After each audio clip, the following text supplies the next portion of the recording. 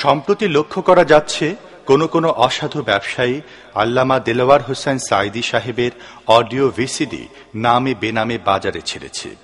এ বিষয়ে আমরা পরিষ্কারভাবে জানাচ্ছি, বিশ্বনন্দিত মুফাসসির ও জাতীয় সংসদ সদস্য আল্লামা দেলোয়ার হোসেন সাঈদী সাহেবের যাবতীয় তাফসির মাহফিল ও বিষয়ভিত্তিক আলোচনার অডিও, ভিডিও, সিডি, ভিসিডি ও ডিভিডি বাজারজাত করার জন্য আমরা এককভাবে লিখিত অনুমোদন প্রাপ্ত। অন্য কোনো প্রতিষ্ঠানের এসব প্রোডাক্ট বাজারজাত করার কোন রকম লিখিত অনুমতি আল্লামা সাঈদীর পক্ষ থেকে নাই। কোনো ব্যক্তি বা প্রতিষ্ঠান এ জাতীয় কাজে যুক্ত থাকলে তার বিরুদ্ধে আইনগত ব্যবস্থা গ্রহণ করা হবে। এ ব্যাপারে আল্লামা সাঈদী আমাদেরকে অনুমোদন দিয়েছেন।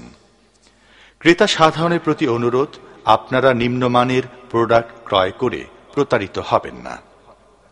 অরিজিনাল প্রোডাক্ট ক্রয়ের সময় সিএইচপি মনোগ্রাম ও সিলভার ডিস্ক দেখে নিন।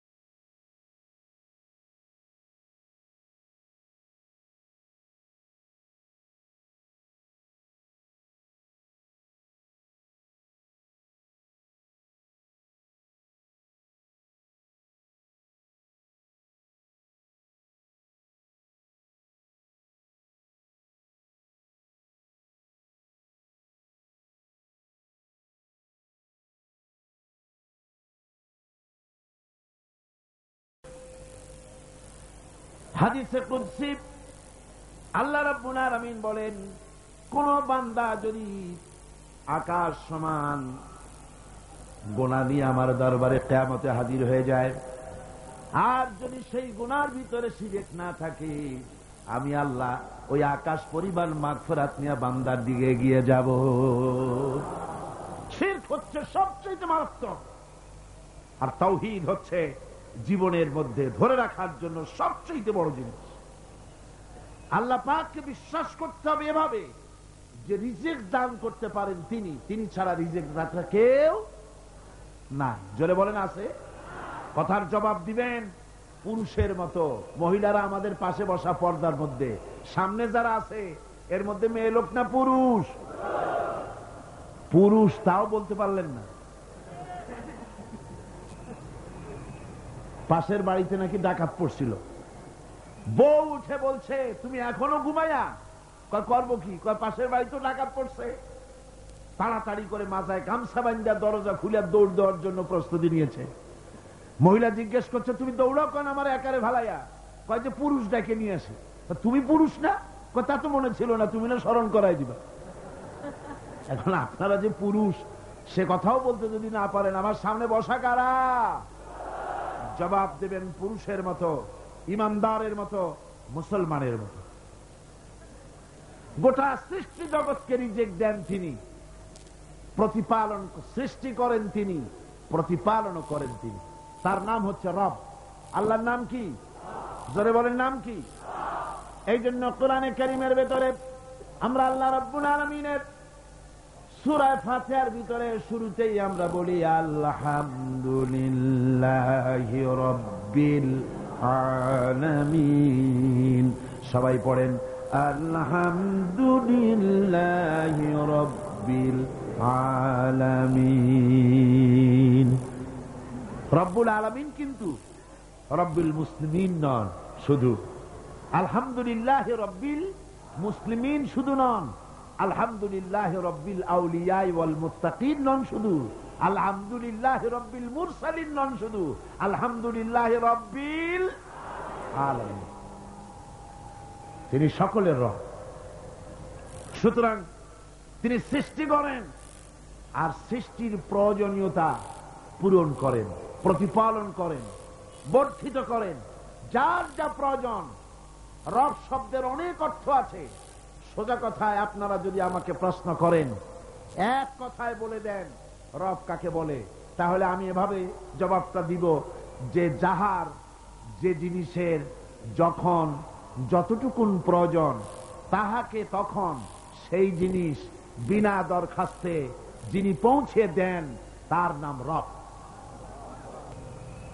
এরপরে আল্লাহ রাব্বুল আলামিনের এই তাওহীদকে, এই উলুহিয়তকে, এই রুবুবিয়তকে বোঝাবার জন্য অসংখ্য পয়গম্বর আল্লাহ পাক পৃথিবীতে পাঠিয়েছেন। সে নবীদের সংখ্যা কত আমরা জানি না। কোরআন শরীফে মোট 25 জন নবীর নাম এসেছে। বাকি নবী রাসূল যারা আছেন সকলের প্রতি আমরা ঈমান আনি। লা নুফাররিকু বাইনা আহাদিম মির রাসূলি, আমরা নবীদের মধ্যে কোনো পার্থক্য সূচিত করি না, সকলের প্রতি আমরা ঈমান আনি। এখন এই যে নবীরা পৃথিবীতে আসলেন, সমস্ত নবীদের দাওয়াত ছিল তাওহীদের দাওয়াত। দাওয়াত ছিল কয় রকম? চিল্লা এখন, নবীদের দাওয়াত ছিল কয় রকম? এক রকম। বিজ্ঞানীদের কথার সাথে কারো কথার মিল হয়নি। একজন বিজ্ঞানী বলেছেন মানুষ পেট সর্বস্ব, আর একজন বলেছে সেক্স সর্বস্ব, আর একজন বলেছে মানুষ মানুষই না, মানুষ হলো বান্দরের গোষ্ঠী। কারো সাথে কারো কথার মিল হয় নাই। কিন্তু নবীদের কথা গরমিল হয়েছে কখনো? একজন নবী বলেছেন আল্লাহ এক, আর একজন বলেছেন না বেশি হতে পারে। একজন বলেছেন পরকাল আছে, আর একজন বলেছেন ওটা একটা বাজে কথা। একজন বলেছেন মৃত্যু হবে, আর একজন বলেন এতে সন্দেহ আছে। এই রকমের কোন কথার মধ্যে নবীদের কথায় বৈপরীত্য ঘটেছে? জোরে বলেন ঘটেছে? ঘটে নাই। কারণ নবীদের কাছে কথা এসেছে একটা অফিস থেকে। কয়টা অফিস থেকে? সমস্ত নবীরা আম্বিয়া আলাইহিমুস সালাম সকলেই এক দাওয়াত দিয়েছেন। সকলের দাওয়াত ছিল তাওহীদের, একই দাওয়াত, লা ইলাহা ইল্লাল্লাহ, লা ইলাহা ইল্লাল্লাহু মুহাম্মাদুর রাসূলুল্লাহ। সব পয়গম্বরদের, নবী রাসূলদের একই দাওয়াত, লা ইলাহা ইল্লাল্লাহ, আল্লাহ ছাড়া কোন ইলাহ নাই, মাবুদ নাই। এই জন্য যখন যে পয়গম্বর পৃথিবীতে এসেছেন সমস্ত নবীরা দাওয়াত দিয়েছেন কি বলে? ইয়া কওমি ইবুদুল্লাহা মা লাকুম মিন ইলাহিন গায়রু। সমস্ত নবীরা দাওয়াত দিয়েছেন তার কওমকে।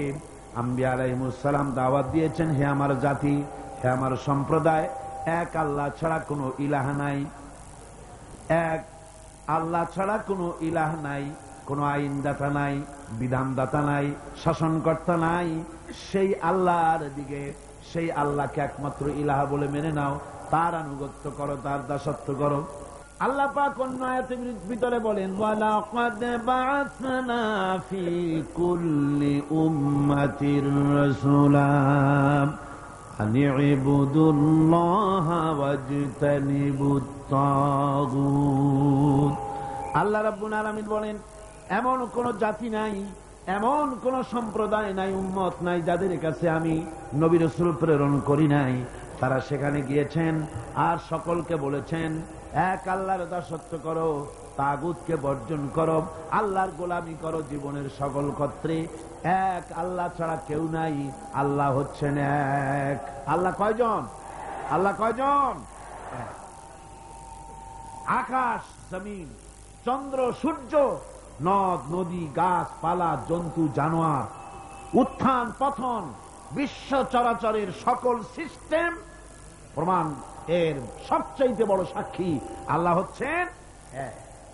কোরআনে কারিমে রব্বুল আলামিন বলেন, লাউ কানা ফীহিমা আলিহাতুন ইল্লাল্লাহু লাফাসাদাতা ফাসুবহানাল্লাহি রাব্বিল আরশি আম্মা ইয়াসিফুন।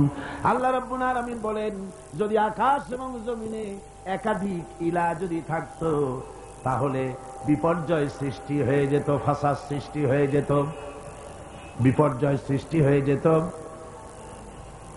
আসমান এবং জমিনে সব জায়গায় ফাসাদ সৃষ্টি হয়ে যেত, বিপর্যয় সৃষ্টি হয়ে যেত। সুতরাং আল্লাহ রাব্বুল আলামিন হচ্ছেন এক। তার ব্যাপারে একাধিক যারা চিন্তা করে তারা বড় বাজে কথা বলে, এ কথার পেছনে কোনো দলিল নাই। আল্লাহ এই সমস্ত কথা থেকে তিনি পবিত্র। আল্লাহ পাক আবার বলেন, মাত্তাখাযাল্লাহু মিন ওয়ালাদিন ওয়া মা কানা মা'হু মিন ইলাহিন ইযাল লাযাহাবা কুল্লু ইলাহিন বিমা খালাকা ওয়া লা'আলা বা'দুহুম আলা বা'দ। আল্লাহ পাক বলেন, আল্লাহ কাউকে নিজের সন্তান বানান নাই, তার কোনো সন্তান নাই, আর তার কোনো ইলাহ, তার কোনো শরীক নাই। এরপরে যদি আরো কোনো শরীক থাকতো তাহলে তারা তাদের সৃষ্টি নিয়ে আলাদা হয়ে যেত। একাধিক আল্লাহ যদি হতো, একাধিক ইলাহ যদি হতো, তাহলে সূর্য যার আছে সে সূর্য নিয়ে একদিকে যেত, আর একজনে চন্দ্র নিয়ে যাইতো, আর একজনে জমিন নিয়ে যেত, আর একজনে আবার আকাশ নিয়ে যেত। এরকম এক খোদা আর এক খোদার উপরে চড়াও হতো। যেমন রাশিয়া চড়াও হয়েছে চেচনিয়ার উপরে, আবার সার্বিয়রা চড়াও হয়েছে বসনিয়ার উপরে। এমনি করে এক রাষ্ট্র আর এক রাষ্ট্রের উপরে যেমন চড়াও হয়, এক খোদা আর এক খোদার উপরে গিয়ে চড়াও হতো। আল্লাহ পাক বলেন, আকাশ এবং জমিনে এক আল্লাহ, এই এক আল্লাহ ছাড়া আর কেউ নাই। এই তাওহীদের বীজ সব মানুষের হৃদয়ের ভিতরে বপন করে দেওয়া আছে। প্রত্যেক মানুষের অন্তরের ভিতরে, মনের গহীনের ভিতরে এই তাওহীদের বীজ বপন করা আছে। যদি সে নাস্তিক হয়, তুফানের ভিতরে যখন পড়ে, ঝড়ের ভিতরে যখন পড়ে, ঢেউয়ের মধ্যে যখন পড়ে যায়, আল্লাহ বলেন, দাল্লা মান তাদউনা ইল্লা ইয়াহু, তখন আমি আল্লাহ ছাড়া সকলকে ভুলে যাই। বিপদে যখন পড়ে তখন আল্লাহর নাম খুব তখন স্মরণে এসে যায়। মহান আল্লাহ পাক বলছেন, আকাশে এবং জমিনে সব জায়গায় এক আল্লাহ, তার এই তাওহীদের উপরে বিশ্বাস স্থাপন করতে হবে। কোরআনে কারীমের ছোট্ট একটি সূরার ভিতরে তাওহীদের ব্যাপক চিত্র আল্লাহ তুলে ধরেছেন। কি? কুল হুয়াল্লাহু আহাদ। সবাই পড়েন, কুল হুয়াল্লাহু আহাদ আল্লাহুস সামাদ লাম ইয়ালিদ ওয়া লাম ইউলাদ ওয়া লাম ইয়াকুল লাহু কুফুয়ান আহাদ। আল্লাহ পাক বলেন, নবী আপনি বলেন, আল্লাহ এক এবং একক, তিনি নিরঙ্কুশ, তিনি বেনিয়াজ, তিনি কারো মুখাপেক্ষী নন, তাকে কেউ জন্ম দেয় নাই, তিনিও কাউকে জন্ম দেন নাই। আকাশ আর জমিনে আল্লাহ রব্বুল আলামিনের সমকক্ষ কেউ নাই। জোরে বলেন সুবহানাল্লাহ। যুগে যুগে মানুষেরা আল্লাহর ছেলে পেলে বানিয়েছে, নাউজুবিল্লাহ। কেউ বলেছে ফেরেশতারা আল্লাহর মেয়ে, কেউ বলেছে ঈসা আলাইহিস সালাম আল্লাহর ছেলে, নাউজুবিল্লাহ। আল্লাহ পাক বলেন, বাদিউস সামাওয়াতি ওয়াল আরদ আন্না ইয়াকুনু লাহু ওয়ালাদুন ওয়া লাম তাকুন লাহু সাহিবাতুন ওয়া খালাকা কুল্লা শাই। আকাশ এবং জমিনের উদ্ভাবক, স্রষ্টা হচ্ছেন আল্লাহ সুবহানাহু ওয়া তাআলা। আকাশ আর জমিন তো তিনি সৃষ্টি করেছেন। কোত্থেকে তার জীবন, তার ছেলে আসবে কোত্থেকে, নিয়ে আসবে কোত্থেকে, যখন তার কোনো জীবন সঙ্গিনী নাই? বরং তিনি সব সৃষ্টি করেছেন। আকাশ জমিন যা তোমরা দেখতে পাও সব তিনি সৃষ্টি করেছেন। এই চিত্র আরো সুন্দর করে তাওহীদের এই চিত্র আরো ফুটে উঠেছে আয়াতুল কুরসির ভিতরে। আপনারা নামাজ পড়ে জামার বোতাম খুলে বুকের উপরে যে বড় করে একটা ফু দেন নামাজের পরে, দেন না? ওইটা কোন আয়াত? আয়াতুল কুরসি। এই যে আয়াতুল কুরসি পড়ে ফু দেন, এতে কিন্তু কোনো গুনাহ নাই, অনেক সওয়াব। সুবহানাল্লাহ পড়েন। আয়াতুল কুরসি সম্পর্কে হাদিসে এসেছে, প্রত্যেক নামাজের পরে যদি কেউ আয়াতুল কুরসি পড়ে, একবার করে পড়ে, কিয়ামতের দিন আল্লাহ রব্বুল আলামিনের ওই ব্যক্তি সম্পর্কে দায়িত্ব হবে, লোকটাকে রব্বুল আলামিন জান্নাত দিয়ে দিবেন। তবে এরকম নয় যে আয়াতুল কুরসি পড়লেন আর আপনি যদি ব্যবসায়ী হন, ওজনে কম দেন, খাদ্যে ভেজাল দেন, মদ খান, কন্ট্রাক্টারি করলে পরে রাস্তার ইট সিমেন্ট পাথর সব খাইয়া ফেলেন, শয়তানি বদমাশি করেন, জুলুম করেন, আর আয়াতুল কুরসি পড়ে বেহেশতে যাবেন। বেহেশত আপনার মামু বাড়ি না যে যাই অমনি সবরি কলা পাবেন। সহজ ব্যাপার নয়। আয়াতুল কুরসি পড়লে নামাজের পরে আল্লাহ জান্নাত দিয়ে দিবেন। কেন দিবেন? আয়াতুল কুরসি পড়তে হবে, বুঝতে হবে যে এর মধ্যে কি কথা আছে এবং সেই অনুযায়ী জীবন করতে হবে। আল্লাহ রাব্বুল আলামিন আয়াতুল কুরসির ভিতরে তার পরিচয় সুন্দর করে তুলে ধরেছেন, সার্বভৌমত্বের কথা তুলে ধরেছেন। আল্লাহু লা ইলাহা ইল্লা হুয়াল হাইয়ুল কাইয়্যুম। পড়েন না মহব্বতের সাথে, আল্লাহু লা ইলাহা ইল্লা হুয়াল হাইয়ুল কাইয়্যুম। আল্লাহ হচ্ছেন তিনি যিনি ছাড়া কোন ইলাহা নাই, আইনদাতা নাই, বিধানদাতা নাই, শাসনকর্তা নাই, হায়াত ও মওতের মালিকও কেউ নাই। লা তাখুযুহু সিনাতুন ওয়ালা নাওম। নিদ্রা ঘুম তাকে স্পর্শ করতে পারে না। সুবহানাল্লাহ। ঘুম নাই, তন্দ্রা নাই। লাহু মা ফিস সামাওয়াতি ওয়া মা ফিল আরদ। আকাশও তার, জমিনও তার। আকাশ কার? চিল্লায় কোন আকাশ কার? জমিন কার? আমরা যে জমিনে সেজদা দেই, এই সেজদা কি মাটিরে দেই? কারে দেই? আল্লাহরে দেই। আল্লাহর জমিনের উপরে সেজদাটা আল্লাহর দেই। মাথাটা নত হয় কার সামনে? আল্লাহর সামনে। মান যাল্লাযী ইয়াশফাউ ইনদাহু ইল্লা বিইযনিহি। কে আছে এমন তার সামনে তার বিনা অনুমতিতে সুপারিশ করতে পারে এমন ক্ষমতা আকাশেও কারো নাই, জমিনেও কারো নাই। জোরে বলেন সুবহানাল্লাহ। বিনা অনুমতিতে আল্লাহর সামনে মুখ খোলার ক্ষমতা কারো নাই। সুবহানাল্লাহ। অনেকে চিন্তা করে দুই হুজুরের কাছে মুরিদ হইছি, খুব খুশি। দুই হুজুরের কাছে মুরিদ হইছি, কি উদ্দেশ্যে? কয় যে দুইজনে দুই হাত ধরিয়া কিয়ামতের দিন এরকম মারিয়ে দেবে আর আমি বেহেশতের মধ্যে ঢুকে দেব। আশ্চর্য কথা, এত সহজ, এত সহজ। যার কাছে মুরিদ হয়েছ তার অবস্থা কিয়ামতে কি হয় তাই দেখো। অবশ্য হক্কানি ওলিদের কথা আলাদা। আমি হক্কানি ওলি, হক্কানি পীরদের সমালোচনা কখনো করি না। করেছি কোনদিন? করেছি কোনদিন? বাতিলদেরকে চিনতে হবে যারা ব্যবসা করে, পীর মুরিদি ব্যবসা বানাইয়া কমার্শিয়াল সার্ভিস।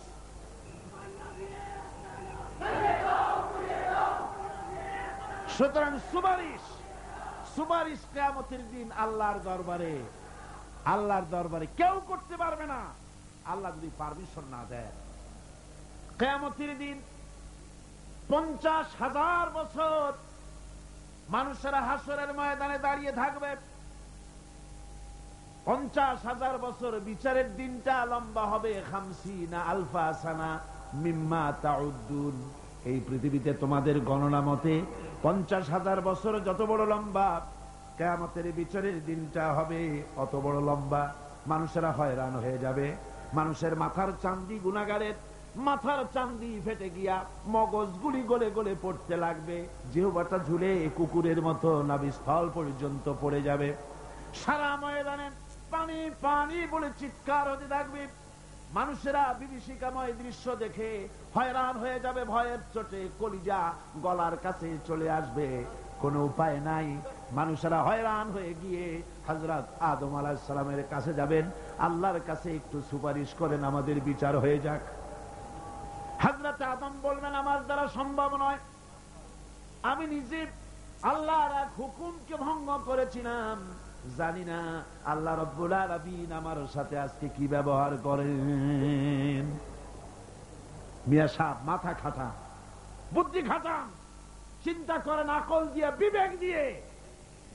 আবাল বাশার আদম আলাইহিস সালাম আল্লাহর দরবারে কথা বলতে সাহস পাবেন না। বলবেন নূহের কাছে যাও, নূহ আলাইহিস সালাম বলবেন আমি পারবো না। ইব্রাহিমের কাছে চলে যাও, ইব্রাহিম আলাইহিস সালাম বলবেন আমিও পারবো না। সকলে এক এক অজুহাত দিবেন। বলবেন যাও মুসা আলাইহিস সালামের কাছে, তিনি বলবেন আমিও পারবো না। যাও ঈসা আলাইহিস সালামের কাছে, হযরত ঈসা বলবেন আমি তো পারবোই না, কারণ গোটা পৃথিবীর শত শত কোটি নাসারা আমারে আল্লাহর ছেলে বলেছে, আমি তো তাদেরকে কথা বলতে পারি নাই, জানি না আদি হাসরের ময়দানে আল্লাহ রব্বুল আলামিন আমার সাথে কি ব্যবহার করেন। তবে আমি একটা পরামর্শ দিতে পারি, আল্লাহ রাব্বুল আলামিনের দরবারে আজকে কেবল কথা বলতে পারবেন বিশ্ব নবী জনাবে মুহাম্মদুর রাসূলুল্লাহ সাল্লাল্লাহু আলাইহি ওয়াসাল্লাম। হাসরবাসীরা তার কাছে যাবেন, নবীজি মাকামে মাহমুদে আল্লাহর দরবারে সেজদায় পড়ে যাবেন। এই সেজদায় কত কাল চলে যাবে আল্লাহ পাক ভালো জানেন। সেজদায় পড়ে শুধু কাঁদতেই থাকবেন। রব্বুল আলামিন বলবেন হাবিব মাথা উঠান, আপনার দরখাস্ত আমি আল্লাহ রব্বুল আলামিন মঞ্জুর করে নেব। সুবহানাল্লাহ বিহামদিহি। আমার ভাইয়েরা, ওই আল্লাহ রব্বুল আলামিন বলেন কিয়ামতের দিন, কিয়ামতের দিন, কিয়ামতের দিন আমার সামনে আমার বিনা অনুমতিতে কেউ কথাও বলতে পারবে না। ইয়ালামু মা বাইনা আইদিহিম ওয়া মা খালফাহুম।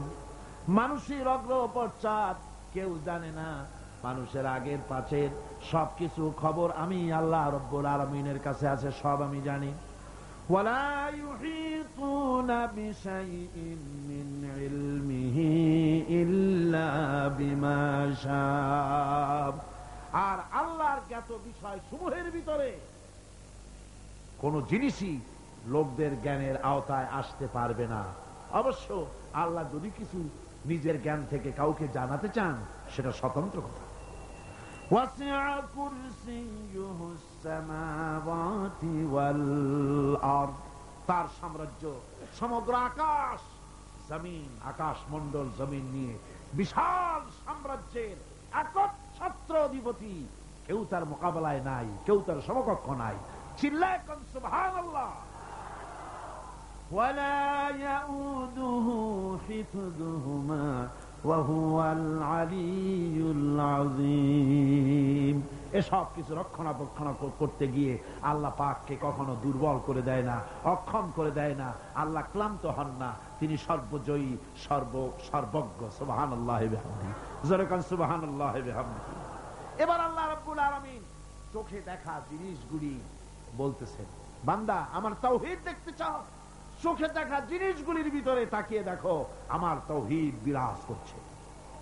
আল্লাহ পাক বলেন আম্মান খালাকাস সামাওয়াতি ওয়াল আরদা ওয়া আনজালা লাকুম মিনাস সামাই মা।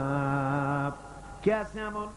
তিনি কে যিনি আসমান থেকে পানি বর্ষণ করেন, তিনি যিনি সৃষ্টি করেন এবং তোমাদের খাবারের জন্য, জমিনের ফসলের জন্য আকাশ থেকে বৃষ্টি বর্ষণ করেন। কে? তিনি কে? আল্লাহ ছাড়া। এবং ওই বৃষ্টির পানি দিয়ে জমিন থেকে ফসল উদ্গত করে দেন। তোমরা কি নিজেরা এই ফসল উদ্গত করতে পারো? তোমরা নিজেরা তো পারো না। আমি আল্লাহ রাব্বুল আলামিন আকাশের পানি দিয়া, বৃষ্টি দিয়া জমিনের ফসলগুলি উদ্গত করে দিয়ে তোমাদের খাবারের বন্দোবস্ত করি। আইলাহুম মাআল্লাহি বাল হুম কওমুন ইয়াদিলুন। আমি আল্লাহর সাথে এসব কাজের মধ্যে আল্লাহর সাথে কোন অংশীদার আছে নাকি কেউ? জোরে বলেন আছে নাকি কেউ? আল্লাহ আবার বলেন আম্মান জাআলাল আরদা কারারান ওয়া জাআলা খিলালাহা আনহারা। তিনি কে?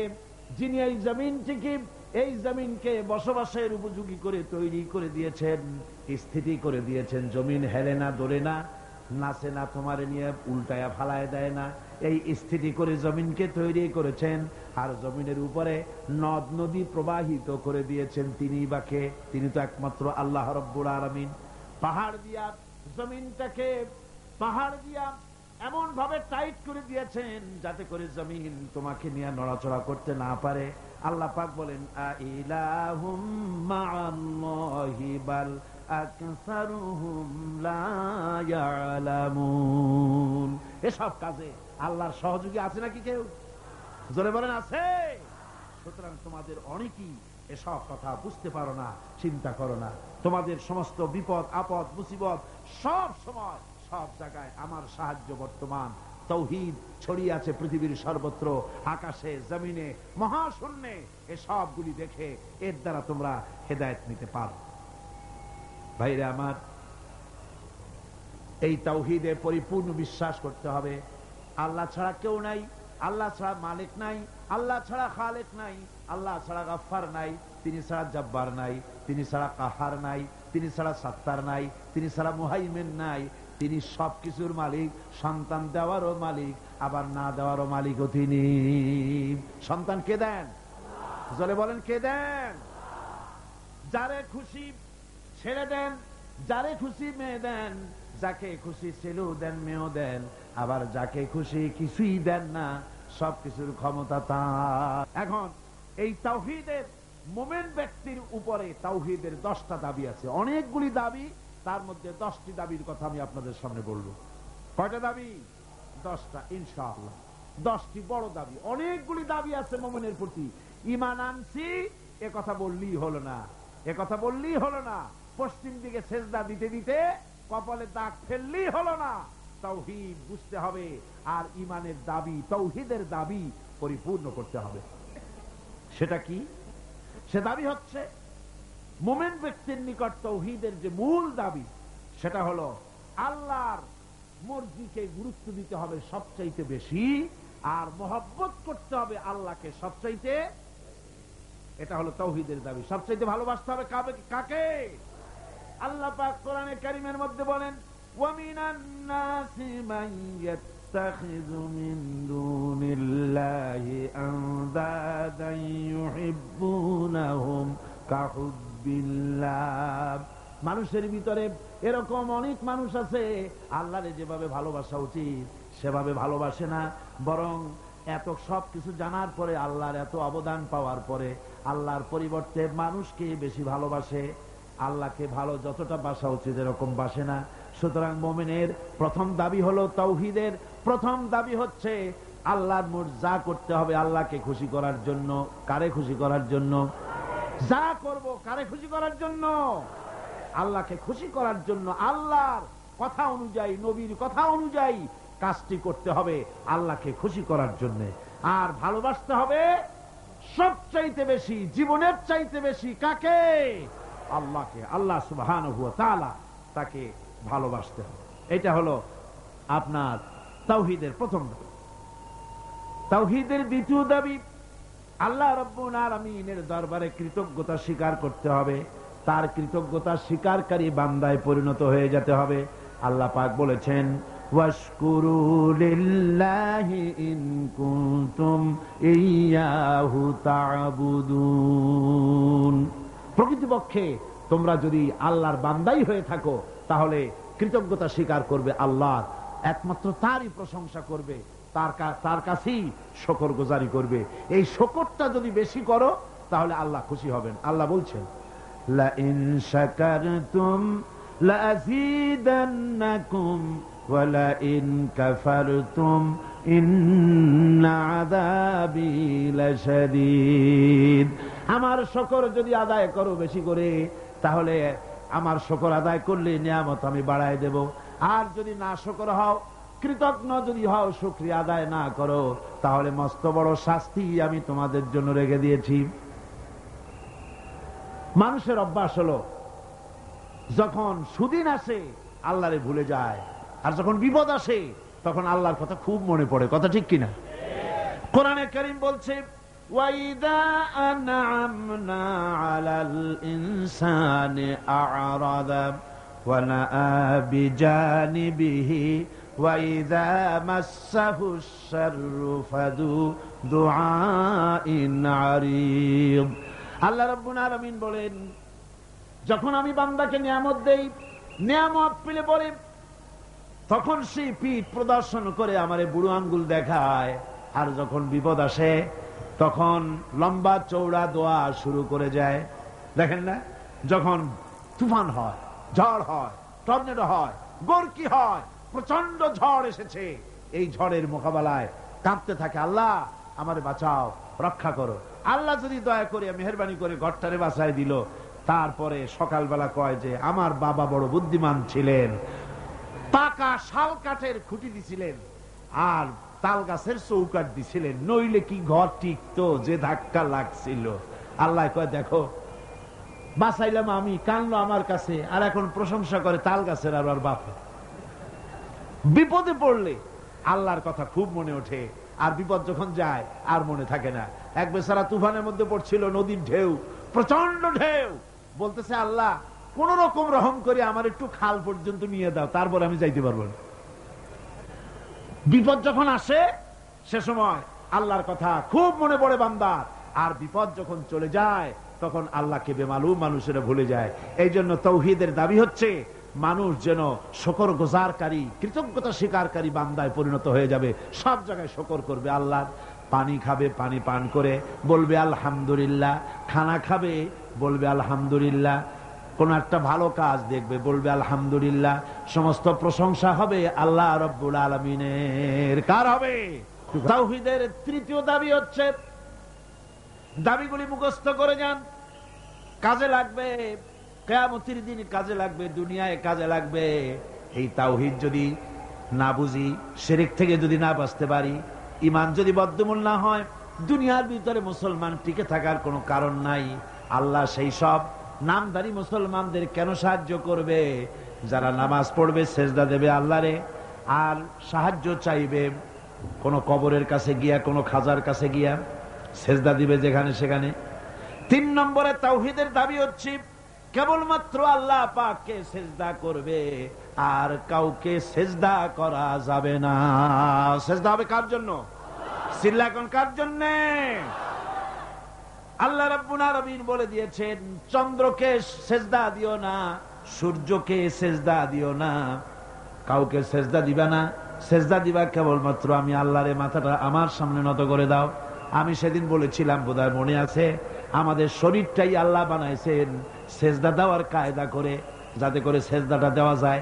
দেখেন হাতটার কোনায় এই কেনুর ভিতরে যদি জোড়া না হইতো তাহলে সেজদার সময় হাতটা ভাঁজ হইতো না, ঠিক কিনা? বোঝেন কথা?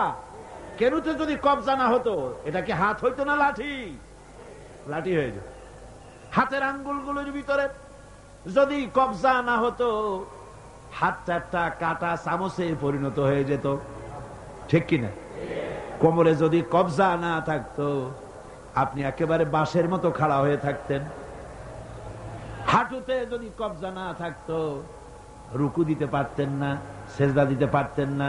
প্রমাণ হয় মানুষকে যেভাবে আল্লাহ বানাইছেন তাতে বোঝাই যায় উদ্দেশ্যই হলো মানুষ যেন আল্লাহরে সেজদা করে। হাত দিয়া, নাক দিয়া, কপাল দিয়া, হাঁটু দিয়ে এভাবে করে সেজদা মানুষ ছাড়া আর কেউ দিতে পারে না। এই সেজদা অনেক মানুষ আছে পীরের সেজদা দেয়, মাজারে গিয়া সেজদা দেয়, জোরে বলেন নাউজুবিল্লাহ। হারাম, কাফের হয়ে যাবে। কি হয়ে যাবে? কাফের হয়ে যাবে। সেজদা দেওয়া যাবে না। মাজারে চাদর থাকে, চাদরের মধ্যে মাথাটা ঢুকায় দেয় খাদেমেরা, তারপরে মাথাটা নিয়ে ওর উপরে গসতে থাকে, হায়রে কপাল, নাউজুবিল্লাহি মিন যালিক। আর মাজারের তো অভাব নাই, হায়রে মাজার, ওরে মাজার। রাস্তার ধারে ধারে যত মাজার দেখলাম এ পর্যন্ত আমার এই ছোট্ট জীবনে, রাস্তার ধারে ছাড়া মাজার খুব কম দেখছি। সব রাস্তার ধারে। এয়ারপোর্টে মাজার নাই, রেল স্টেশনে মাজার নাই, স্টিমার স্টেশনে মাজার নাই, লঞ্চ স্টেশনে মাজার নাই, সব বাস ট্রাক চলে যে সব রাস্তায়। সেদিন দেখলাম মাগুরার ঝিনাইদার মাঝখানে কোনদিন মাজার ছিল না, হঠাৎ এক মাজার গজাইছে, বিরাট সাইনবোর্ড, তাতে লেখা ড্রাইভার ভাইরা মাজার বহুত গরম।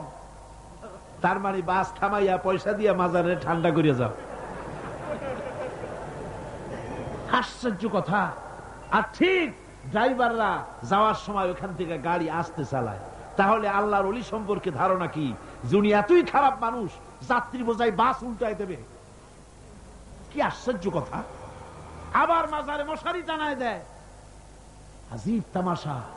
তাহলে তোমার পীর সাহেব সম্পর্কে তোমার ধারণা এত খারাপ যে লোকটার দুনিয়াও মশায় খাইতো, কবরেও মশায় খাবে, মশারি টানা।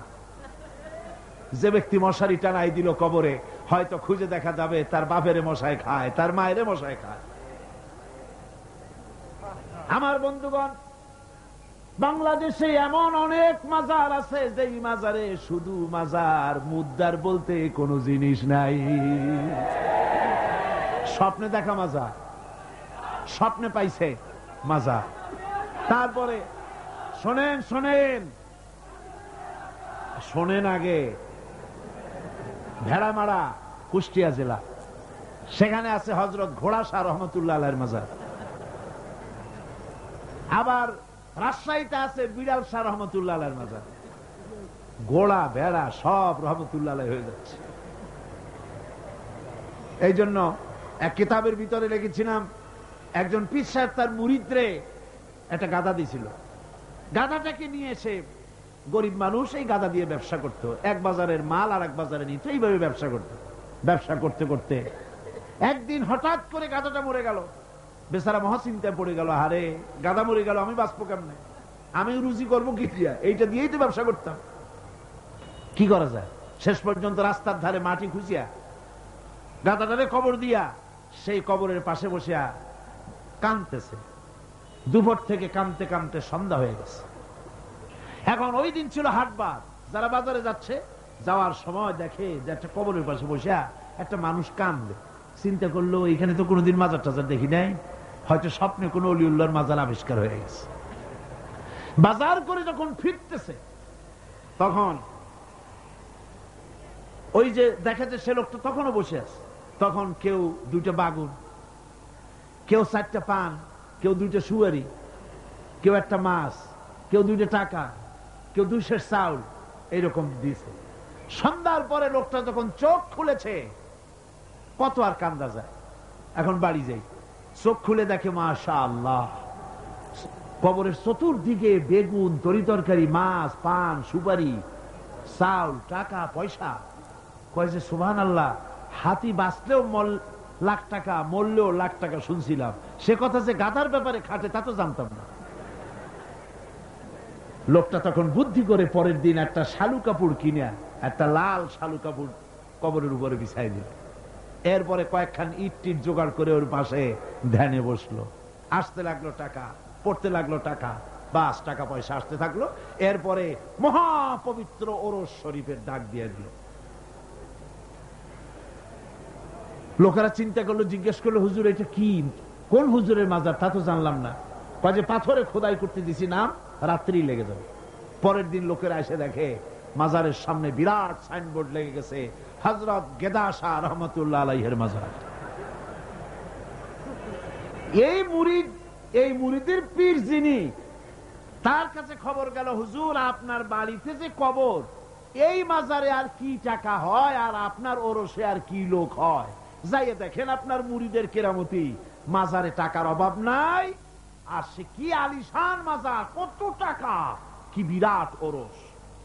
পীর সাহেব চিন্তা করলো, আমার মুরিদি আবার কবর পাইল কই।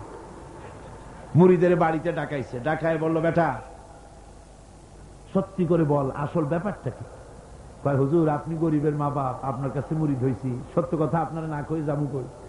আপনি যে গাধাটা দিছিলেন, ওই গাধাটা মরে যাওয়ার পর তারপরে কি করি, ওটারে কবর দিলাম, আর তার থেকে হইতে হইতে গাদা শাহ রহমতুল্লাহ আলাইহির মাজার বানাই দিলাম। পীরে কয়, ও আমি আরো না মনে করছিলাম, না জানি তুমি কোনো সত্যি কোনো পীরের মাজার পাইছো নাকি। অসুবিধা হয় নাই, তোমার যে গাধাটা দিছিলাম আমার বাড়িতে কবর, ওই গাধার মায়ের কবর আমার বাড়িতে। ভাইরা মা, এভাবে করে মাজারকে কেন্দ্র করে সারা বাংলাদেশে কোটি কোটি টাকার ধর্মের নামের ব্যবসা হচ্ছে, লুট হচ্ছে, তারাব হচ্ছে।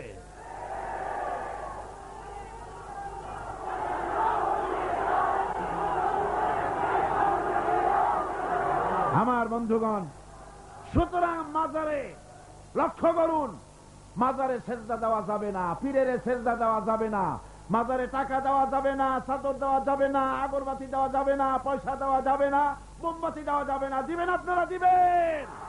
কারা কারা দিবেন না 2 হাত উঁচু করে দেখান। আলহামদুলিল্লাহ।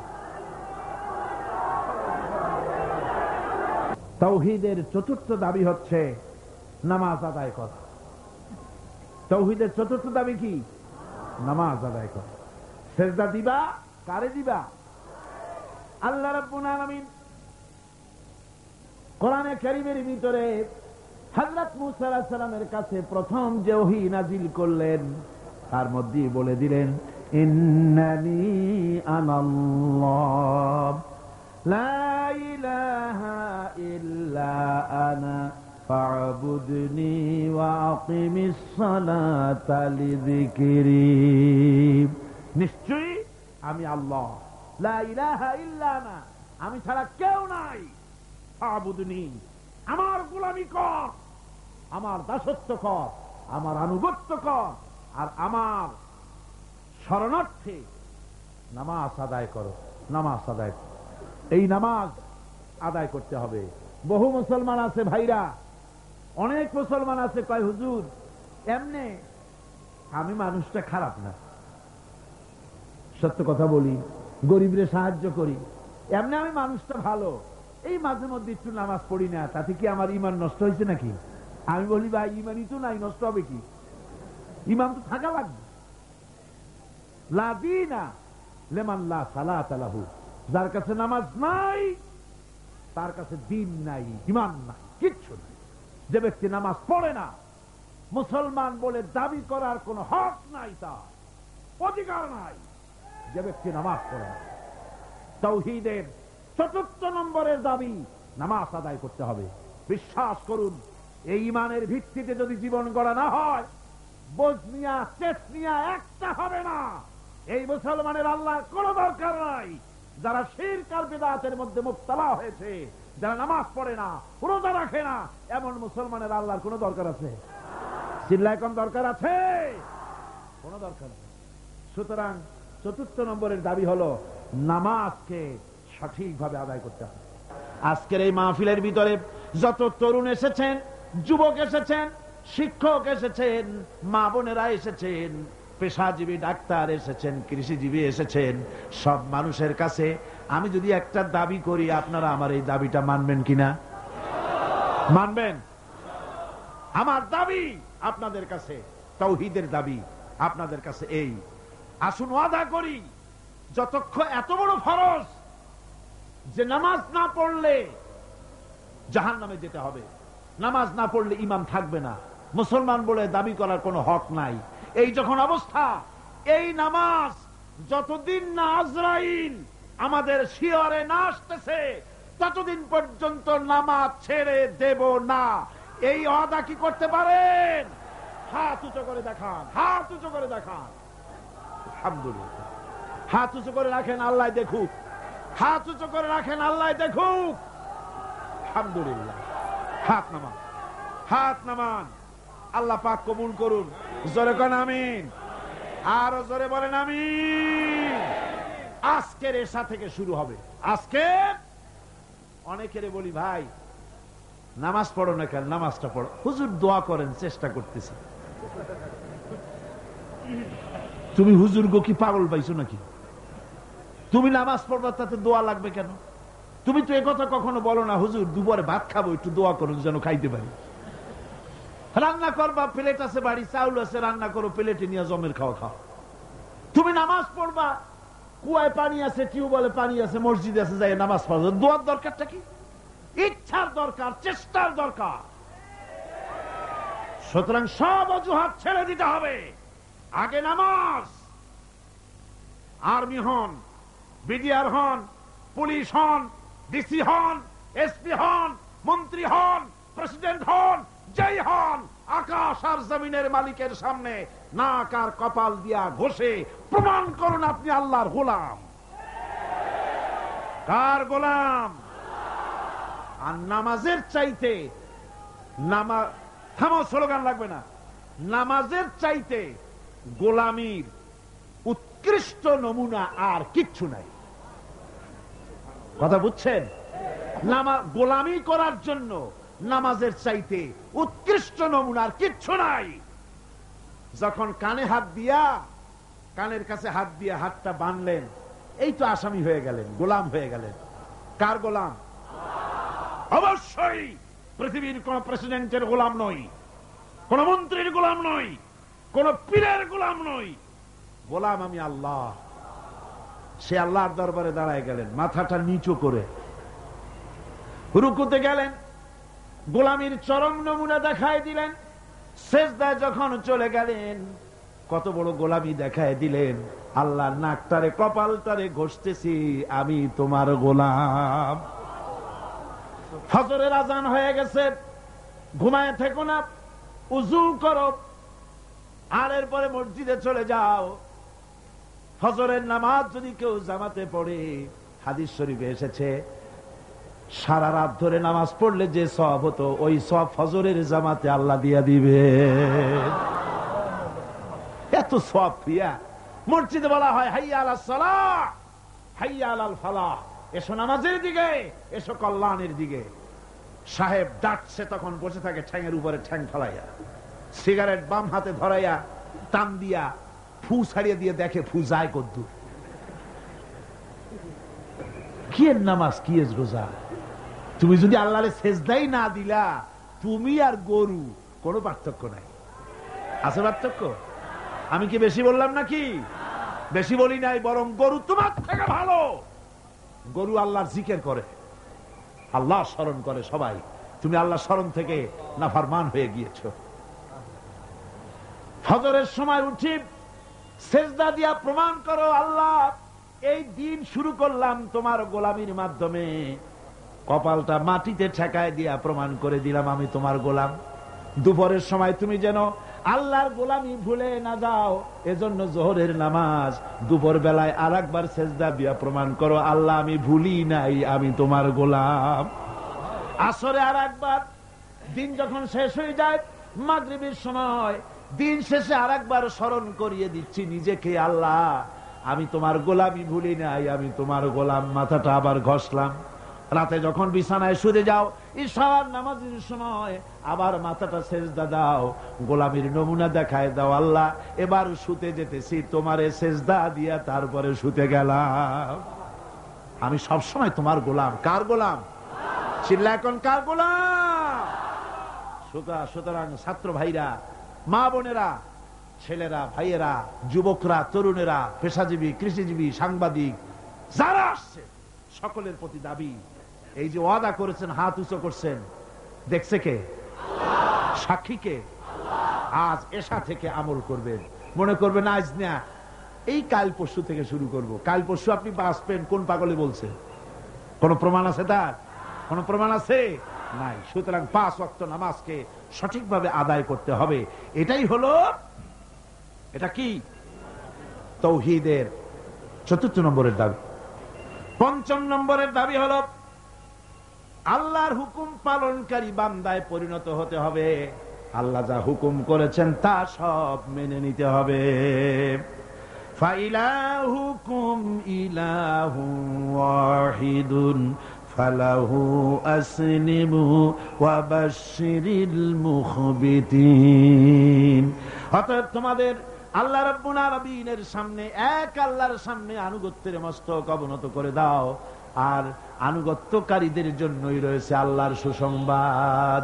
তাদের জন্য খুশখবরি আছে জান্নাতের, যারা নাকি আনুগত্য করে, যারা মাথা নত করে আল্লাহর দরবারে, তাদের জন্যই শুভ সংবাদ আছে। তাওহীদের 6ষ্ঠ দাবি।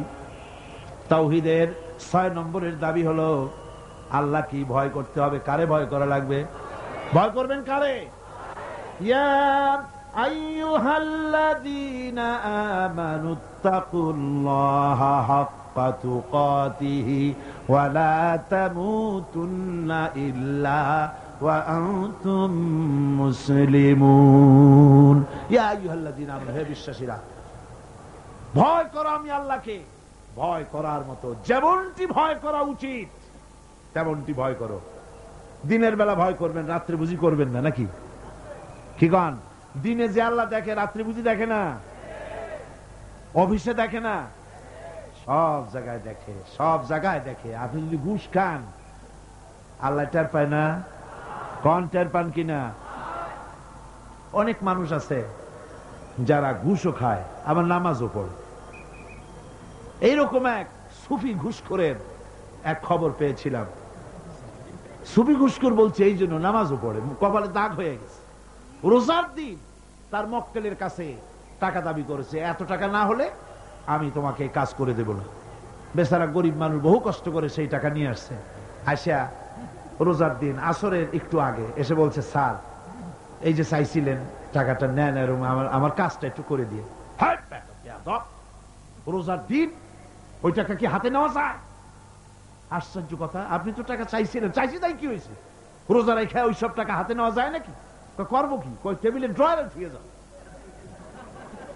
টেবিলের ড্রয়ারে টাকা থুইয়া তারপরে লোকটা বলতেছে, স্যার আপনি যা করলেন আমার একটা গল্প মনে পড়ে গেল, যদি কিছু মনে না করেন। কয় বলো কি গল্প? কয় যে একটা লোক খুব বেশি পাকা ফজলি আম দিয়া দুধ দিয়া ভাত মাখাইয়া খাচ্ছিল, তারপরে ছেলেকে ডেকে বলছে, এই বল্টু চামচ নিয়ে আয়। কয় বাবা হাত দিয়ে তো ভাত খাচ্ছিলে, আবার চামচ কেন? কয় তুই তার বুঝবি কি, আমটা এত বেশি পাকা যে দুধ দিয়ে যখন মাখাইছি একেবারে আমাশা রুগীর বিষ্ঠার মতো লাগে, সেই জন্য হাত দিয়া খেতে ঘৃণা করে বলে চামচ দিয়া খাইতে চাইছি। রোজার দিন ওই টাকা কি হাতে নেওয়া যায়? সুতরাং ড্রয়ারের মধ্যে ধুয়ে যাও। তাহলে বোঝা গেল লোকটা আল্লাহরে ভয় করে না। রোজা রাখে ঠিক, নামাজ পড়ে ঠিক, আল্লাহরে ভয় করে না। আল্লাহর ভয় যদি অন্তঃকরণে থাকে ঘুষ খেতে পারে না। জোরে বলেন পারে? জোরে বলেন পারে? পারে না। যদি ঘুষ খাও, গরিব মানুষেরা ঘুষ দেয় কাজ আদায় করার জন্য, কিন্তু টাকায় বরকত হয় না। বেতন পায় 5,000 টাকা, কিন্তু বাড়িতে রঙিন টেলিভিশন, ডিশ অ্যান্টিনা, ঠেলা কত, পোলাও কোরমার অভাব নাই, বড় বড় পাঙ্গাস হুজুরের বাড়ি হাজির, তারপরে খাসির চর্বি জম্বির খাওয়া খায়। বেতন 5,000, মাসে ইনকাম করে লাখখানেক টাকা, কিন্তু বরকত নাই। কিরকম বরকত নাই? ঘরে আসছে সারাদিন খাটাখাটনি করে, এসে দেখে মেয়ে একটা গড়াগড়ি করতেছে। কি হয়েছে তোর? আমার পেটে ব্যথা। আর একটা দাঁড়ায় রয়েছে, তোর হয়েছে কি? আমার জেনে ধরছে। বউ মাথা ধরে বসে আছে, তোমার কি? আমার মাথা যায় ছিড়িয়া বেদনার চোটে। ছেলে একটা দাঁড়ায় লাফায়, তোর কি হয়েছে? কয় আমি মরবো। এখন ওজারে টাকা দাও, বৈদ্যরে টাকা দাও, মৌলবীরে টাকা দাও, তারে পয়সা দাও, ওজা আনো, বৈদ্য আনো, ডাক্তার আনো। আনতে আনতে কামাই করছিল 1 লাখ, খরচ হয়ে গেল 1.5 লাখ। হারামে বরকত নাই। হারামে বরকত আছে? বরকত নাই। দেখেন না, কুত্তার বাচ্চা হয় কয়টা বছরে? হ্যাঁ, চিটাগাং কুত্তা নাই? কয়টা হয় বাচ্চা বছরে? 7টা 8টা। অর্থ কোন জন্ম নিয়ন্ত্রণের বালাই নাই, জন্মের হওয়া হয়। এই যে কুত্তা এত হওয়া হইল, সব কুত্তা যদি বাঁচত, আপনারা রাস্তায় হাঁটতে পারতেন? হাঁটতে পারতেন?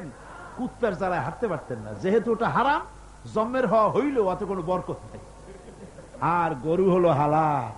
গাবি বাছুর দেয় কয়টা? কয়টা? মাত্র 1টা বছরে। আর তারপরে মুসলমানেরা কুয়াতুল মুসলিমিন, জন্মের খাওয়া খায় এই গরু। এরপরে গরুর অভাব আছে? যেহেতু ওটা হালাল, এতে বরকত হয়। হারাম বেতন, বেতন নয়, হারাম ভাবে ঘুষের টাকা নিয়েছেন, যে টাকা দিয়েছে সে তো টাকাটা না দিয়ে পারে নাই, করবে কি? কাজ আদায় করার জন্য দিছে। টাকাটা দেয় আর একটু কোষ্টা হাসি হাসে, হাসিও না কান্দাও না, একটা বেটকি দেওয়ার মতো অফিসের সামনে দিয়া তারপরে বাড়ির দিকে যায় আর বলে, আল্লাহ এতগুলি টাকা আমার নিল, ওরে কলেরা দিয়ে ওর গুষ্টি সাফ করে দিও। এই বদদোয়া করে, এই বদদোয়া করে। তাই ঘুষখোর অফিসারদের কামাই রুজিতে বরকত নাই। কথা ঠিক কিনা কর? ঘুষ ছাড়ো, ঘুষ হারাম, পায়খানার মতো হারাম, শুয়ারের মাংসের মতো হারাম। ঘুষ হারাম, সুদ হারাম। সুতরাং আল্লাহরে ভয় করো। ইমানের 6 নম্বরের দাবি, ভয় করতে হবে কাকে? আল্লাহ রাব্বুল আলামিনকে ভয় করতে হবে। 7 নম্বরের তাওহীদের দাবি হচ্ছে সাহায্য চাইতে হবে কেবলমাত্র আল্লাহ রাব্বুল আলামিনের কাছে। প্রত্যেক নামাজের ভিতরেই তো আমরা বলি, ইয়্যাকা না'বুদু ওয়া ইয়্যাকা নাস্তাঈন। পড়েন সবাই, ইয়্যাকা না'বুদু ওয়া ইয়্যাকা নাস্তাঈন, একমাত্র আমি তোমার গোলাম আর তোমার কাছেই সাহায্য যাচিয়া করি। নামাজের মধ্যে এই কথা কইয়া তারপরে সাহায্য চান মানুষের কাছে গিয়া, ছেলে দাও, মেয়ে দাও, স্বাস্থ্য ভালো করো, এই সমস্ত কথা গিয়া বলেন। সম্পূর্ণ উল্টা খাসলা, শিরকের মধ্যে মুবতালা হয়ে যাচ্ছেন। চাইতে হবে আল্লাহর কাছে, গোলামিটা হবে আল্লাহর। গোলামিটা হবে কার? সেই গোলামি কোথায়? নামাজে শুধু না, শুধু নামাজে নয়, নামাজটা পড়েন তার হুকুম মতো, রোজা রাখেন তার হুকুম মতো, দোকান চালাতে হবে তার হুকুম মতো। দোকানে গিয়া দেখা যায় দোকানদার ওজন যখন দেয়, আল্লাহ বলেছেন ওজনে কম দিও না। বান্দা এমন ভাবে দাড়ি পাল্লা ধরে, ক্রেতা মনে করে আমারে বুঝি 1 কেজির জায়গায় 1.5 কেজি দিছে। বাড়ি এনে মেপে দেখবেন 1400 টাকার বেশি না। ঠিক কিনা? মাপে কম, পরিমাণে কম। তাহলে তো গোলামি হলো না। জমিনের আইল ঠেলে জনমের ঠেলা। একদিকে নামাজ পড়ে আল্লাহরে বলে ইয়াকা নাবুদু, তোমার গোলামি করি।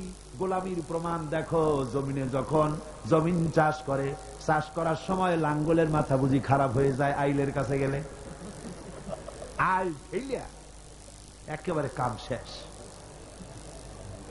আমার ছাত্র জীবনে একবার স্টিমারে যাচ্ছিলাম কোন এক জায়গায়, বিছানা রাইখা একজন লোককে বললাম, ভাই আমার বিছানাটা দেখেন, আমি উজু করে আসি। হায় হায়, উজু করে এসে দেখি আমার বিছানা এমন অবস্থা রাখছে যাতে আমার কাইতে উপায় নেই, এমন ভাবে চাপিয়া এতটুকু করে ভালো। বললাম, হাসি মুখে বললাম, ভাই আপনার এই আচরণে প্রমাণ হলো মাত্র 6-7 ঘন্টার জার্নিতে বা 12 ঘন্টার জার্নিতে আপনার আমার বিছানার আইল যখন ঠিক রাখতে পারেন নাই, আপনার জমিনের কাছে যার জমিন আছে সে আইলও আপনি ঠিক রাখতে পারছেন বলে মনে হয় না। রাসূলুল্লাহ বলেছেন, লানাল্লাহ মান গায়্যারা মানারা, যে ব্যক্তি জমিনের আইল টেরাবাঁকা করে তার উপরে আল্লাহর লানত, আল্লাহর অভিশাপ। আল্লাহর কাছে বললেন, আল্লাহ ইয়াকা নাবুদু, তোমার গোলামি করি। এই গোলামির প্রমাণ দিতে হবে, বাজারে দিতে হবে, হাটে দিতে হবে, দোকানে দিতে হবে, অফিসে দিতে হবে, আদালতে দিতে হবে, কলে দিতে হবে, কারখানায় দিতে হবে, সেক্রেটারিয়েটে দিতে হবে, বঙ্গভবনে দিতে হবে, কলেজে দিতে হবে, বিশ্ববিদ্যালয়ে দিতে হবে, রান্নাঘর থেকে শুরু করে বঙ্গভবন পর্যন্ত সব জায়গায় গোলামি হবে কার? চিল্লায় বলেন, কার গোলামি? আল্লাহর গোলামি। 8 নম্বরে হলো হেদায়েত। হেদায়েত চাইতে হবে কার কাছে? কার কাছে? আল্লাহ শিখায় দিচ্ছেন। প্রত্যেক নামাজের ভিতরে আমরা বলি ইহদিনাস সিরাতাল মুস্তাকিম। পড়েন সবাই, ইহদিনাস সিরাতাল মুস্তাকিম। হায় আল্লাহ, হেদায়েতের একটা রাস্তা চাই, কিচ্ছু চাই না। ভিক্ষার মতো নামাজের মধ্যে বলতেছে, আল্লাহ কিচ্ছু চাই না, একটা সরল রাস্তা চাই, সোজা রাস্তা চাই। কিরকম রাস্তা? সিরাতাল্লাযীনা আন'আমতা আলাইহিম গায়রিল মাগদুবি আলাইহিম ওয়ালাদ-দাল্লিন। এমন রাস্তা চাই যে রাস্তা চললে নিয়ামত পাওয়া যায়। অভিশপ্তদের রাস্তা, পথভ্রষ্টদের রাস্তা চাই না। নিয়ামত প্রাপ্ত হচ্ছে নবীন, সিদ্দিকিন, শুহাদা, সালিহিন, ওই রাস্তা চাই। হেদায়েতের রাস্তা চাইতে হবে আল্লাহর কাছে। নামাজের ভিতরে আমরা যে হেদায়েতের রাস্তা চাইলাম আল্লাহর কাছে, আল্লাহ রাব্বুল আলামিন এই আমাদের এই চাওয়ার জবাবে আল্লাহ পাক বলেন, আমার কাছে রাস্তা চেয়েছো, এরই জবাবে 30 পারা কোরআন শরীফ দিলাম, এটাই হেদায়েতের পথ। আর জবাব দিলেন আল্লাহ, সূরা ফাতিহার জবাব সূরা ইয়াসিনের মধ্যে আল্লাহ দিয়ে দিয়েছেন। সূরা ফাতিহায় আমরা বললাম ইহদিনাস সিরাতাল মুস্তাকিম, আয় আল্লাহ সোজা রাস্তাটা দেখাও। সূরা ইয়াসিনে গিয়ে আল্লাহ জবাব দিয়ে দিলেন, ও বান্দা তুমি আমার কাছে সোজা রাস্তা চেয়েছো, শোনো, ওয়া আনি'বুদুনি হাযা সিরাতুম মুস্তাকিম, আমার গোলামি কর, আমার দাসত্ব কর। হাযা সিরাতুম মুস্তাকিম, এটাই হলো সহজ সরল রয়্যাল রোড, যার শুরু হলো দুনিয়া থেকে, শেষ হলো জান্নাতুল ফেরদাউসে গিয়া। জোরে বলেন সুবহানাল্লাহ। সুতরাং হেদায়েত চাইতে হবে কার কাছে? আল্লাহর কাছে। আল্লাহর কাছে হেদায়েত চাইলাম, আল্লাহ কোরআন দিলেন আর নবী দিয়া দিলেন। নবীর কাছ থেকে হেদায়েতের নমুনাটা নিতে হবে। একজন বদবী, একজন গ্রাম্য লোক রাসূলের কাছে এসে প্রশ্ন করেছিলেন, হুজুর আমি গ্রাম্য মানুষ, সব সময় আপনার খেদমতে আসতে পারি না, আমি গরিব মানুষ, হুজুর আমাকে আপনি বলে দেন তাওহীদ কারে বলে, রিসালাত কারে বলে, আখিরাত কারে বলে, ঈমান কারে বলে। হুজুর সব তারে ব্যাখ্যা করে শোনায় দিলেন। লোকটা যাওয়ার সময় বললেন, ইয়া রাসূলুল্লাহ, আল্লাহর নামে কসম করে বলি, ঈমান, রিসালাত, আখিরাত, ইহসান, তাওহীদ ইত্যাদির যে ব্যাখ্যা আপনি দান করলেন, এর থেকে আমি এক চুলও বাড়াবো না, এক চুলও আমি কমাবো না। এই বলে লোকটা যখন বিদায় হতে লাগলো, আল্লাহর নবী উপস্থিত সাহাবীদের বললেন, সাহাবীরা, এই দুনিয়ায় বেঁচে থাকা অবস্থায় যদি কোনো বেহেশতি মানুষ দেখে চোখ শীতল করতে চাও, তাহলে এই বান্দার দিকে তাকায় দেখো, সে আল্লাহর জান্নাতি, বেশ চলে যাবে। কারণ সে বলেছে, রাসূল ইসলামের যে ব্যাখ্যা আপনি দিয়েছেন, এর থেকে এক চুল বাড়াবো না, এক চুল কমাবো না। এর নাম ঈমান। এর নাম কি? চিল্লায় কোন নাম কি? আজ মুসলমানের কপাল পুড়ছে। কেন মুসলমানদের কপাল পুড়েছে?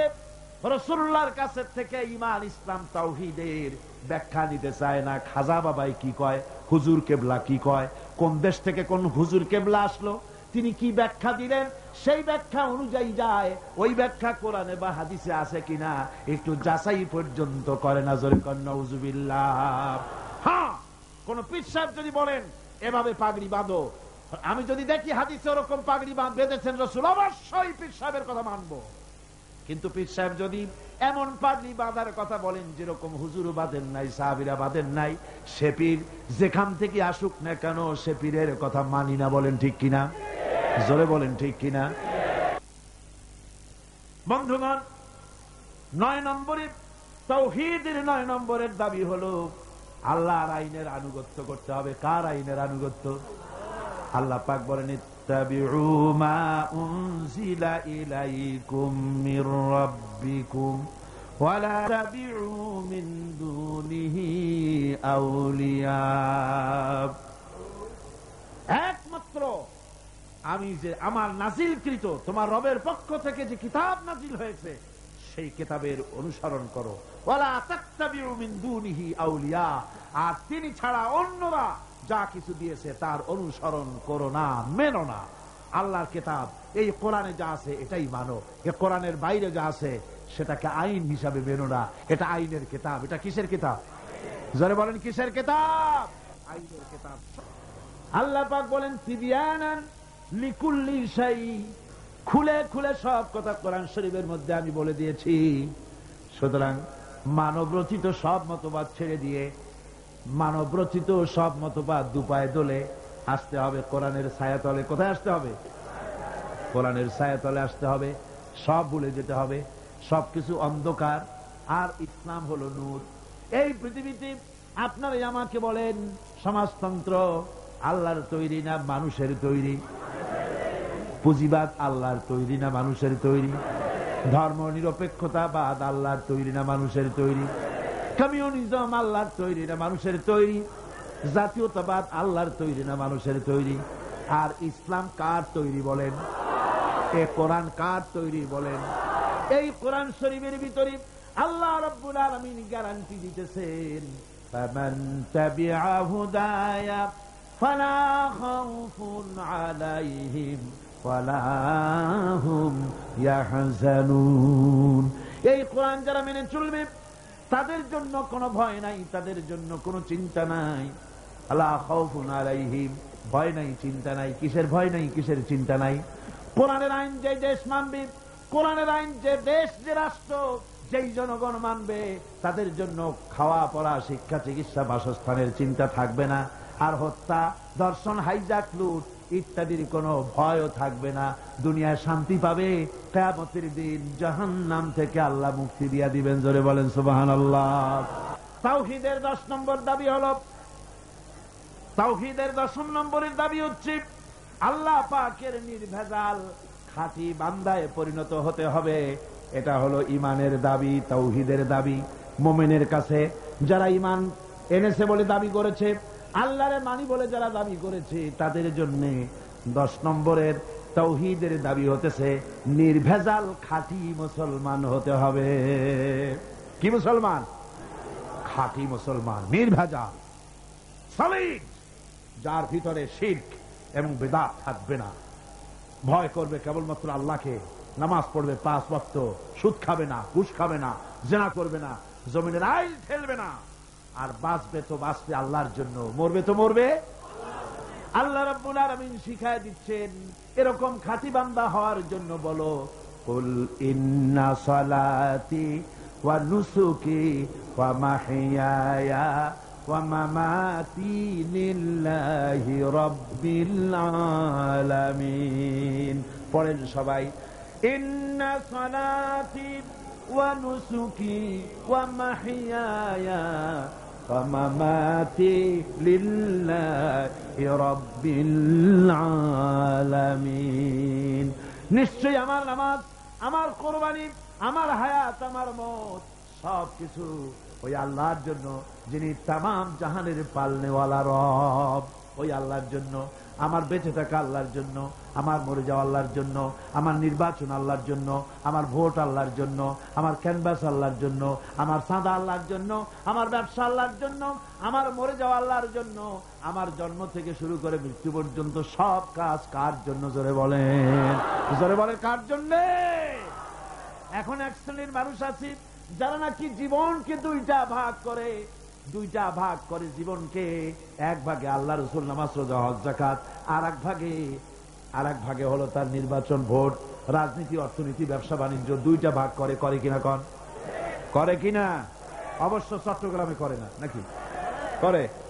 জীবনটারে দুইটা ভাগ বানায়। অথচ যে ব্যক্তি পড়েছি লা ইলাহা ইল্লাল্লাহু মুহাম্মাদুর রাসূলুল্লাহ, এভাবে জীবন কি, যে ব্যক্তি কালেমা পড়েছে তার জীবন দুই ভাগ করার উপায় নাই, দুই ভাগ করার উপায় নাই, একমুখী হতে হবে। নামাজ, রোজা, হজ, যাকাত, ব্যবসা বাণিজ্য, ভোট, নির্বাচন, হরতাল, ধর্মকাজ, বেঁচে থাকা, মরে যাওয়া সব হবে কার জন্য? জোরে কোন? আল্লাহর জন্য। আর দুইটা ভাগ যদি করে তাহলে মুনাফিক হয়ে যাবে। কি হয়ে যাবে? আপনি বলতে পারেন যে লা ইলাহা ইল্লাল্লাহ মুহাম্মাদুর রাসূলুল্লাহ পড়লাম, এই কলেমা, এই কলেমার মধ্যে নির্বাচন, ভোট ঢুকলো কেমন? এর অর্থ তো আল্লাহ ছাড়া কোন ইলাহ নাই, আইনদাতা নাই, বিধানদাতা নাই, মুহাম্মদ সাল্লাল্লাহু আলাইহি ওয়াসাল্লাম আল্লাহর প্রেরিত রাসূল। তা আপনি এর মধ্যে ইলেকশন, ভোট, হরতাল এ সব কিছু ঢুকাইলেন কেন? প্রশ্ন করতে পারেন। দেখেন, ঢুকাইছি এইভাবে, আমি তো ঢুকাই নাই, আগেই ঢুকে আছে। আপনারা যখন বিবাহ করছিলেন, মৌলভী সাহেব বলছিল অমুকের মেয়ে অমুককে এত টাকা মহারানা তোমার নিকাহে সুপর্দ করলাম, তখন আপনারা কি কইছিলেন? আরে ভাই, এখন লজ্জা কিসের? তখন না নাকে রুমাল দিয়ে বসেছিলেন, বলছিলেন যে কবুল, তাই না? বলছিলেন কবুল। আচ্ছা, কবুল হল। পরের একটা মেয়ে লোক আপনার জন্য কি হয়ে গেল? হালাল হয়ে গেল। পরের একটা মেয়ে লোক, মাত্র 3টা অক্ষর, বাংলায় 3টা অক্ষর কবুল। এই কবুল করলেন, কাবিলতু বললেন, গ্রহণ করলেন, বলে নিলেন। এরপরে মেয়ে লোকটা হালাল হয়ে গেল। 6 মাস পর মেয়ে লোকটা বলল, আমার কাপড় ছিঁড়ে গেছে, কাপড় কিনে দাও। বাপের বাড়ি যাব, পয়সা দাও, বাপের বাড়ি যাব। অসুখ করেছে, ডাক্তার এনে দাও। আপনি বললেন এ কোন জ্বালায় পড়লেন? আমি তো বলছিলাম কবুল, কাপড় কিনে দেওয়া লাগবে, বাপের বাড়ি যাওয়ার খরচ দেওয়া লাগবে, ডাক্তারের খরচ দেওয়া লাগবে, এই সব তো আমি বলি চলি নাই। আবার উল্টাটা দেখেন, রাতের বেলায় স্ত্রী বলছে, স্বামী বলতেছে স্ত্রীকে মশারিটা টানায় দাও, সকালবেলায় আমার খুব ভোরে যেতে হবে, সকালবেলা উঠি রান্না করে দেবা, আমার ছেলেটারে ধোয়াই দাও, জামাগুলি সাফ করে দাও। বউ যদি বলে আমি তো মৌন সম্মতি হইয়া বসেছিলাম, তোমার কাপড় দিয়ে দেওয়া লাগবে, সকালবেলা রাঁধতে দেওয়া লাগবে, তোমার ছেলে মেয়ে ধোয়াইয়া সাজাই দেওয়া লাগবে, তারপরে তোমার ভাত রান্না লাগবে, মশারি টানান লাগবে, এই সব কথা তো আমি রাজি ছিলাম না। এটা কি কথা বলো তুমি? এইরকম যদি বলে, এই বৈবাহিক সম্পর্ক টিকবে? এ দাম্পত্য জীবন টিকবে? টিকবে না। তার মানে কি? তার মানে হলো, স্বামী যখন বলেছে কবুল, স্ত্রী যখন সম্মতি দিয়ে দিয়েছে, তখন স্বামী আর স্ত্রী উভয়ের সুখ দুঃখ, ভালো মন্দ সবকিছু এই কবুলের ভিতরে ঢুকে গিয়েছে। অনুরূপ ভাবে একজন মুসলমান যখন পড়েছে লা ইলাহা ইল্লাল্লাহু মুহাম্মাদুর রাসূলুল্লাহ। এই কালেমা যখন পড়লো, কোন ইলা নাই, আইনদাতা নাই, বিধানদাতা নাই, হায়াত ও মওতের মালিক কেউ নাই, মুহাম্মদ সাল্লাল্লাহু আলাইহি ওয়াসাল্লাম আমার রাসূল, তিনি আমার নেতা। এই কথা বলার সঙ্গে সঙ্গে আপনার হায়াত, আপনার মওত, আপনার ব্যবসা, আপনার বাণিজ্য, আপনার বিয়ে, আপনার শাদী, আপনার ওঠা বসা, আপনার বক্তৃতা, বিবৃতি, রাজনীতি, অর্থনীতি, সমাজনীতি, আপনার ইলেকশন, আপনার ভোট, আপনার নির্বাচন, আপনি জীবনে যা করবেন সব আল্লাহ আর রাসূলের হুকুম মতো হতে হবে। বুঝে আসছে কথা? বুঝে আসছে? এটাই হলো 10 নম্বরের দাবি তাওহীদের। আল্লাহর হুকুম মাফিক খাঁটি নির্ভেজাল বান্দায় পরিণত হয়ে যেতে হবে। বাঁচবো আল্লাহর জন্য, মরবো আল্লাহর জন্য। কবুল করেন, জোরে কোন আমিন, জোরে কোন আমিন। আজ আর লম্বা করবো না। মোনাজাতের জন্য দাঁড়ানো ভাইরা বসেন, এক মুহূর্তে বসবেন। রব্বানা যালামনা আনফুসানা ওয়া ইল্লাম তাগফির লানা وترحمنا لنكونن من الخاسرين ربنا لا تزغ قلوبنا بعد إذ هديتنا وهب لنا من لدنك رحمة إنك أنت الوهاب ربنا تقبل منا إنك أنت السميع العليم وتب علينا إنك أنت التواب الرحيم سبحان ربك رب العزة عما يصفون وسلام على المرسلين الحمد لله رب العالمين واجعل آخر كلمتنا عند الموت لا إله إلا الله محمد رسول الله